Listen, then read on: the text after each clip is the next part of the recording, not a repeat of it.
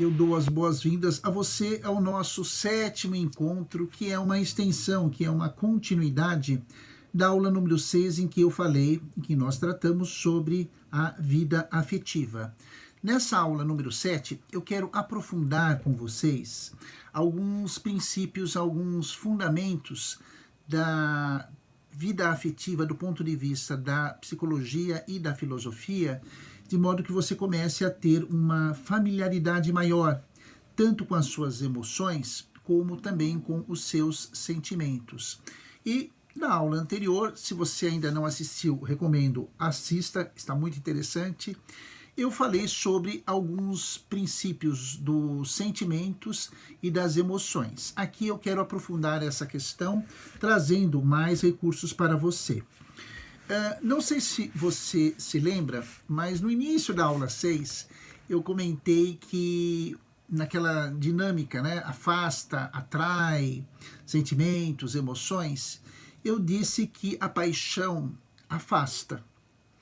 E talvez tenha causado aí, entre os internautas que nos assistem, que nos acompanham nessas aulas, nesse curso, um certo espanto, porque a paixão é tão endeusada, é tão bem comentada no cinema, na literatura, na música, né? Todas as músicas a pessoa está perdidamente apaixonada, né?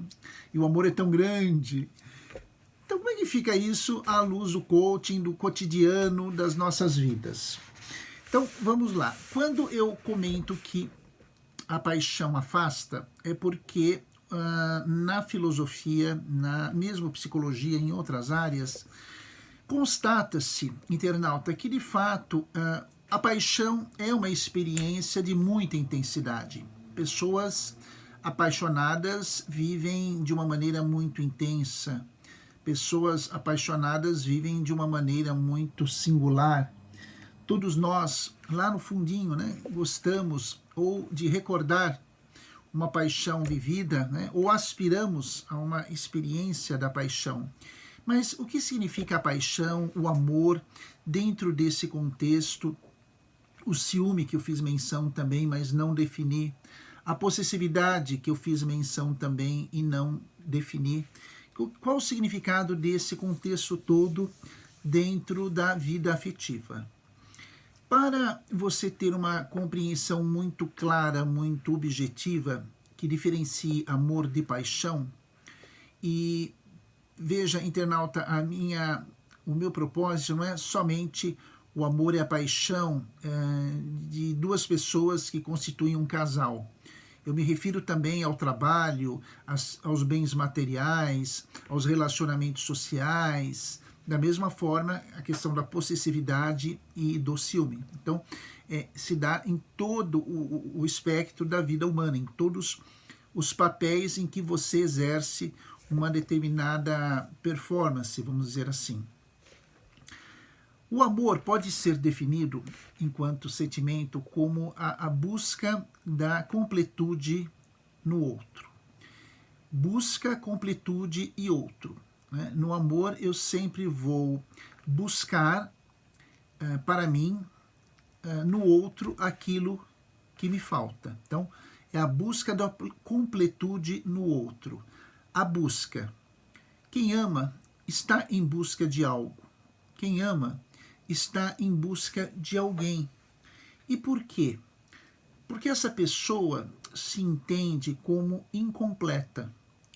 Quando você é capaz de amar verdadeiramente, você percebe que você tão somente não se basta. Há algo que lhe é carente e que você, portanto, vai procurar para, além da sua subjetividade, aquela experiência daquela pessoa, daquele contexto que vai lhe completar, que vai lhe preencher, de uma certa maneira, aquilo que falta para o que nós entendemos ser uma completude. Então, pessoas que se amam, cada uma vai a esse relacionamento com, digamos, 50% do seu patrimônio afetivo e, juntamente com essa parceria, vamos dizer assim, com esta sociedade, as duas pessoas se unem em experiência do ato de amar. Eu amo o outro na medida também que eu me amo, e essa experiência completa o casal no seu processo de existência. A paixão já pode ser definida como a busca do preenchimento do outro. Perceba que eu tomei um certo cuidado na escolha da palavra preenchimento e não completude. Porque quando definimos a paixão nos moldes filosóficos como preenchimento, significa que aquela pessoa que está apaixonada, que se encontra apaixonada, vive momentaneamente, vive transitoriamente uma experiência de um grande vazio existencial. Sim, vazio existencial.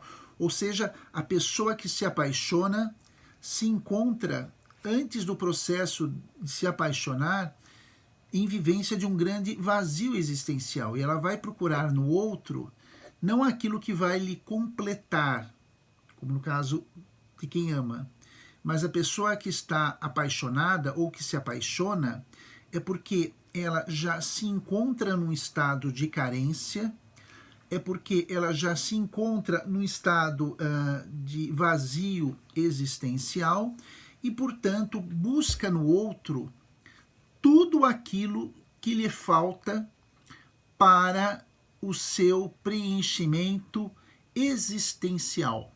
Tudo aquilo que lhe falta na condição de ser humano que se vê esvaziado de um sentido para a sua vida.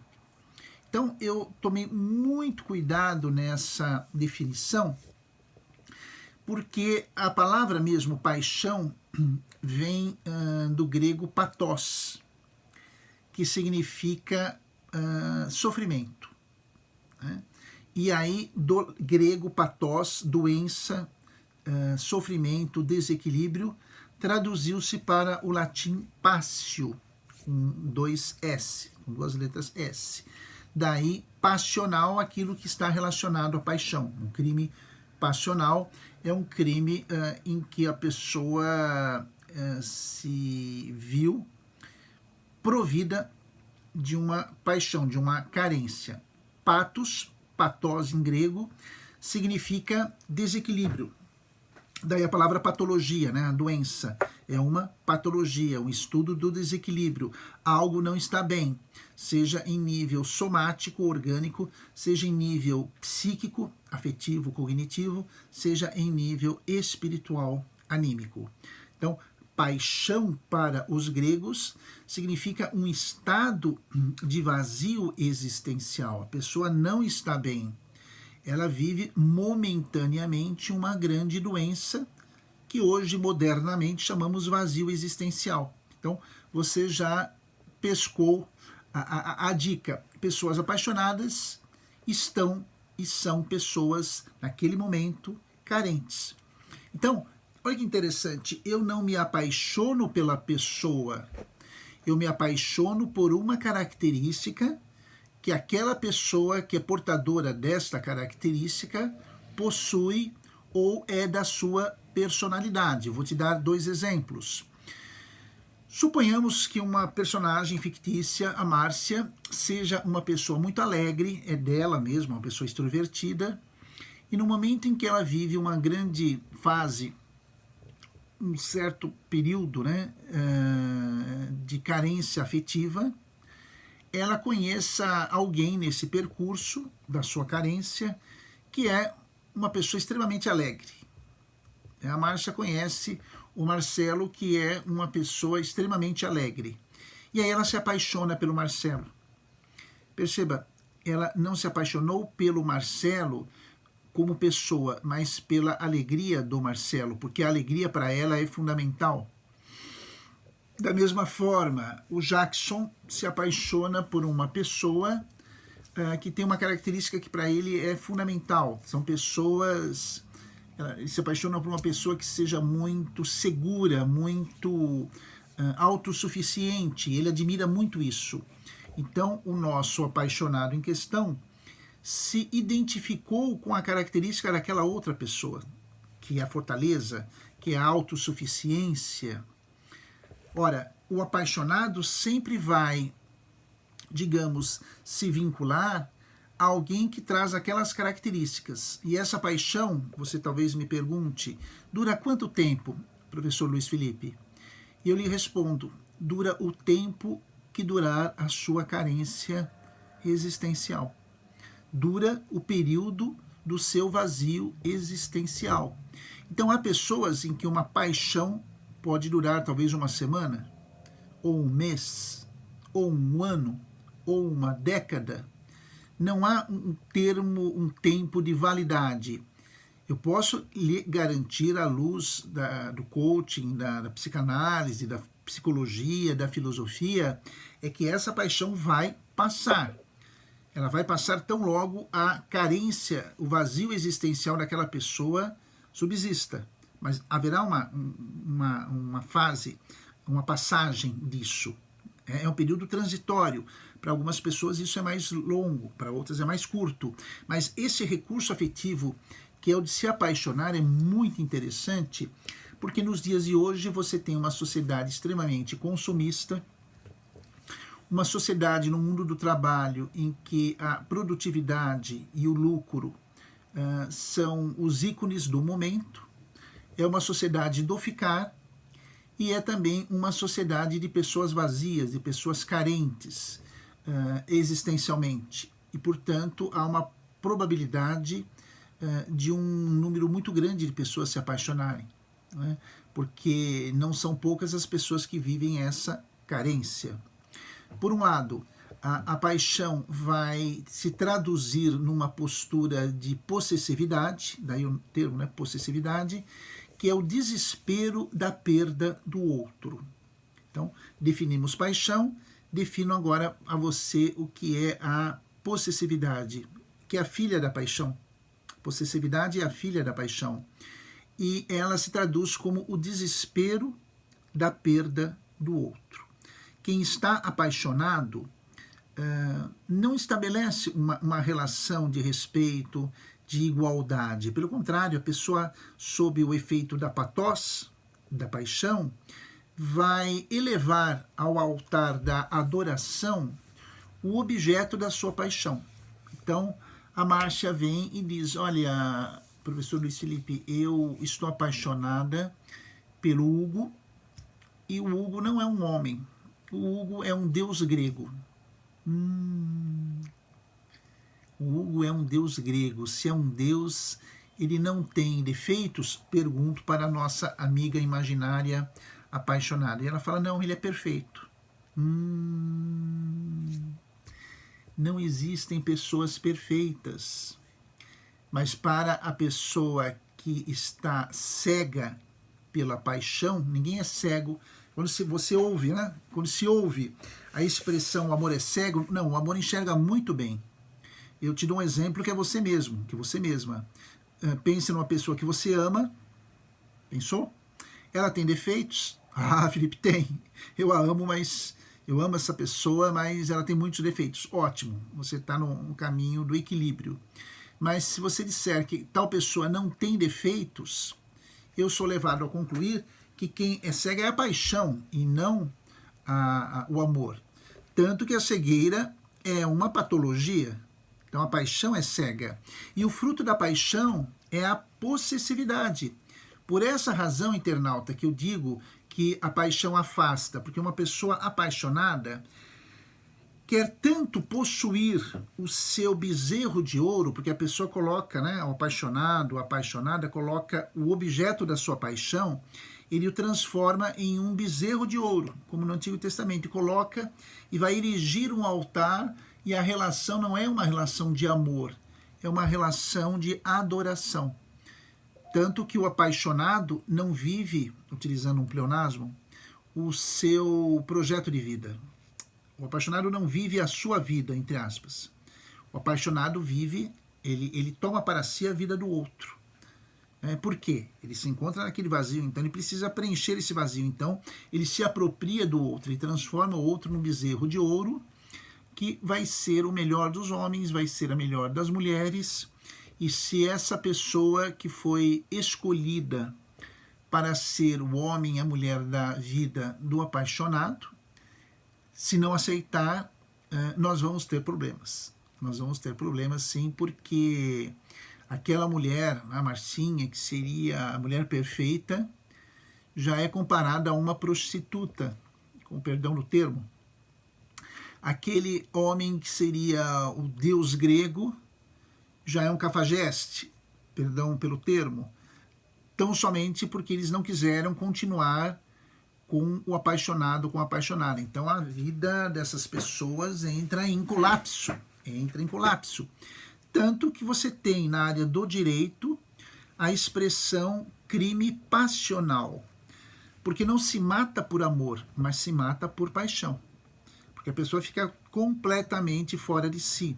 Em uma das aulas eu comentei que a personalidade de uma pessoa, internauta, não sei se você se recorda, era constituída pelos valores, pelas experiências que a pessoa adquire durante a vida, mas também pelos instintos básicos, pelos instintos que são irracionais.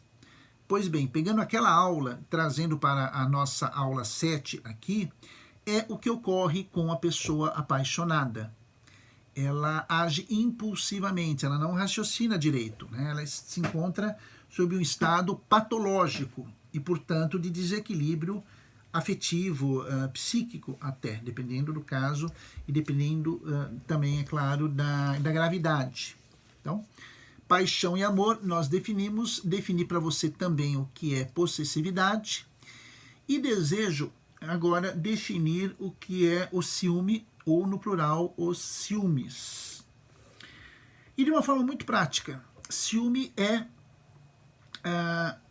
o medo da perda do outro. O ciúme é o medo da perda do outro. Quem ama sente o medo de perder a outra pessoa. Tanto que amar é se expor para o outro. Você já deve ter experimentado esta situação, você já deve ter vivenciado esta experiência, e disso decorre a sua certeza de que quando amamos alguém nós temos um certo friozinho na barriga, um certo medo de perder a pessoa, ou de que essa pessoa, que é o objeto do nosso amor, se afaste de nós. Então é natural, é compreensível, eu diria mais, é saudável que a pessoa sinta um certo medo da perda, né? Um pouco de ciúmes, né? Eu gosto muito de colocar o termo no plural, ciúmes, porque eu entendo que o outro não me pertence. E por mais que eu o ame, por mais que eu a ame, eu não terei nunca a certeza de que essa pessoa também me ama ou vai passar o restante da sua vida ao meu lado. Então, comparativamente, dentro do que nós falamos até agora, amor e paixão são primas em primeiro grau. O amor é a busca da completude no outro. Eu vou buscar no outro aquilo que falta em mim, enquanto que a paixão representa o desespero. Mais do que ainda, desespero é a busca do preenchimento do outro. Então, parece que são as mesmas coisas, mas não são, e aqui eu chamo a sua atenção para isso. O amor é a busca da completude no outro. Eu vou com 50% do meu patrimônio afetivo e a outra pessoa vem com 50% do seu patrimônio afetivo. Então, cada um traz a sua experiência de vida, traz as suas conquistas afetivas, e ambos constroem um patrimônio em comum. Então, é a busca da completude. O outro me completa. Na paixão, internauta, eu tenho uma definição muito parecida, não obstante muito diferente. A paixão é a busca não da completude, mas sim do preenchimento. E se eu falo em preenchimento do outro em mim, vem à nossa mente aquele símbolo matemático, aquele símbolo que estudávamos no ensino fundamental, no ensino médio, do conjunto vazio, né? Aquela bolinha, o círculo cortado na longitudinal, indicando que nada existia, conjunto vazio. Assim nós vivenciamos momentos da nossa vida. Às vezes passamos e nos tornamos um grande conjunto vazio. Esse vazio, à luz da filosofia e da neurociência, é um vazio existencial. É um vazio existencial. Então eu vou buscar no outro não aquilo que vai me completar, mas eu vou buscar o outro para que ele me preencha. É como se eu quisesse pegar a vida do outro, a outra pessoa, e a colocasse, a forçasse a se estruturar em função da minha vida. Então, é muito comum a pessoa apaixonada querer fazer de tudo para ter a outra pessoa. O outro é sua propriedade. Por essa razão que nós temos no amor, o desdobramento do amor, que é o ciúme. Quem ama sente o medo da perda do outro. Na paixão, internauta, nós vamos ter aí um outro contexto. Na paixão, eu tenho o desespero da perda do outro. Isso se chama possessividade. E faz todo sentido. Por quê? Se paixão é a busca do preenchimento do outro, se o outro quiser ir embora, eu só tenho que ficar desesperado, desesperada. É assim que ocorre com aquelas pessoas apaixonadas, quando a relação termina, é uma baita de uma guinada que a pessoa se perde, a pessoa fica desorientada. Então, essa aula, a aula 7, sobre os seus recursos afetivos, é interessante que você coloque isso não apenas esses 4 elementos no seu relacionamento afetivo, com o seu parceiro, com a sua parceira. Às vezes isso se dá no âmbito familiar. Um exemplo: você deve conhecer pessoas cujas mães são extremamente possessivas com os filhos, com as filhas, ou com o caçula, ou com o mais velho, ou com o do meio. Você pode ter uma pessoa extremamente apaixonada pelo seu trabalho e o coloca numa categoria acima da sua família. Você pode ter situações em que eu respeito o outro, seja minha esposa, seja o meu marido, seja os meus filhos, mas eu sei, eu entendo que eles têm a vida deles e um dia cada um vai tomar o seu rumo, principalmente na questão dos filhos. Então, não é só amor e paixão que eu falei, ciúme e possessividade, para o casal, para os noivos, para os namorados. Não, esses 4 sentimentos são mais frequentes do que você pode imaginar e interferem diretamente em nossa vida, principalmente na vida profissional. Principalmente na vida profissional. Uma pessoa que é apaixonada totalmente com o seu trabalho faz de tudo para não ser prejudicada, mesmo que ela tenha que prejudicar os outros. Eu sei que você não pensou nisso, mas eu estou aqui para pensar por você, com você, e lhe acrescentar essas informações. Então, amor e paixão, ciúme e possessividade, né, combinam os 4 elementos em todas as esferas do nosso relacionamento. O que falta eu dizer, explicar para você, nesses minutos que vão encerrar a nossa aula número 7, porque na aula número 8 eu já vou falar sobre um outro tema, que é a questão da espiritualidade, muito importante também. Mas falta eu esclarecer a você que as pessoas amam, e amam de uma forma muito diferente, muito singular. Eu posso falar em diversos tipos de amor, que afetam também o nosso relacionamento. Então, eu posso falar, por exemplo, no amor mais básico, no amor mais fundamental de todos, que é o amor físico ou o amor erótico. É o amor corporal, é aquele amor em que eu preciso tocar, eu preciso sentir, eu preciso ter o prazer físico, em que eu busco no outro essa experiência e eu me dou também ao outro nessa experiência. Então, um tipo bem importante nos relacionamentos é o amor eros, daí o termo erótico, que é o amor corporal, somático e físico. Eu posso falar num segundo tipo de amor, que é o amor filia. da palavra amizade em grego. É o amor que você sente por aquelas pessoas que não são necessariamente do seu vínculo familiar e que se chamam amigos. Eu sempre digo nas minhas aulas que a amizade, os amigos, são a família que eu escolhi ter, né? Porque normalmente seu pai, sua mãe, seus irmãos, você não escolheu, mas os seus amigos você pode escolher.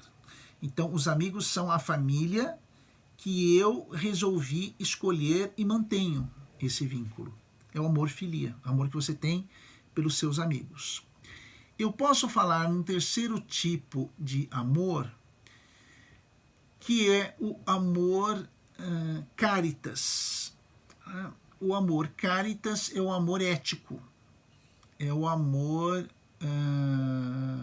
dos valores morais. É o valor, é a amizade, é o carinho que você tem por pessoas que você não conhece. Então, o amor caritas é aquele em que você, por exemplo, defende uma causa, seja o meio ambiente, seja o direito das minorias, seja o fim da violência no campo ou na cidade. Esse amor ágape, que os gregos chamavam, os romanos, os latinos chamam de amor caritas, né? O amor cristão, é o amor ético. É o amor que você desenvolve pela convicção que você tem por uma causa, por uma situação ou por um contexto. É basicamente o amor ético que faz parte de todas as religiões do mundo inteiro, sejam elas monoteístas, sejam elas politeístas, cristãs ou não cristãs. Todas as grandes religiões desenvolvem, defendem esse amor ágape, esse amor caritas, que é o amor ético, que é o amor de querer o bem do próximo, não porque eu o conheço, não porque ele vai me dar algum prazer físico ou algum bem material, mas é porque se trata de uma pessoa, e essa pessoa é merecedora do nosso amor, do nosso respeito. Por isso que eu falo o amor ético. Então, amor eros, amor filia, amor ágape ou amor caritas, e temos o quarto amor, que não é o último pela importância, mas é tão importante quanto os demais, que é o amor próprio. E ao finalizar essa aula, o amor próprio, que é o sentimento de respeito que você deve nutrir por você, a confiança, a valorização que você deve estabelecer para com a sua pessoa, é inclusive encontrado nos mandamentos de todas as grandes religiões, inclusive no primeiro mandamento do cristianismo e do judaísmo. Amar a Deus sobre todas as coisas e ao próximo como a ti mesmo.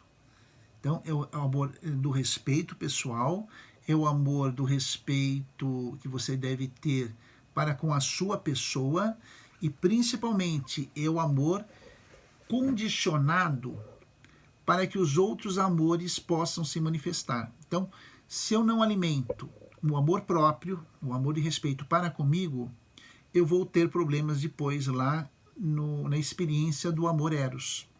Verdade. Se eu não tenho um amor próprio, amadurecido, desenvolvido, eu vou ter dificuldades no amor filia, que é o amor amizade, por questões óbvias. Finalmente, se eu não tenho um amor próprio desenvolvido, um respeito para comigo, eu também vou ter dificuldades e problemas com o amor ágape, com o amor caritas. Então, esse amor próprio não é, internauta, um amor do egoísmo, né, do individualismo, do egocentrismo, mas é um amor da individualidade. É aquele amor próprio que você deve nutrir, que você deve alimentar. Eu gosto muito da palavra respeito, do amor que faz com que você tenha respeito a você, se valorize, e principalmente o que não for bom, o que não for saudável, ou o que for nocivo e perigoso, você possa repelir através do exercício de dois grandes dons que você tem, que a vida te deu, que Deus te deu, que o universo te trouxe, que é a sua liberdade e a sua inteligência. Mas isso é tema para o nosso próximo encontros. Vamos falar em outros módulos sobre isso também, ok? Pense com carinho na nossa conversa e até a próxima oportunidade. Um abraço.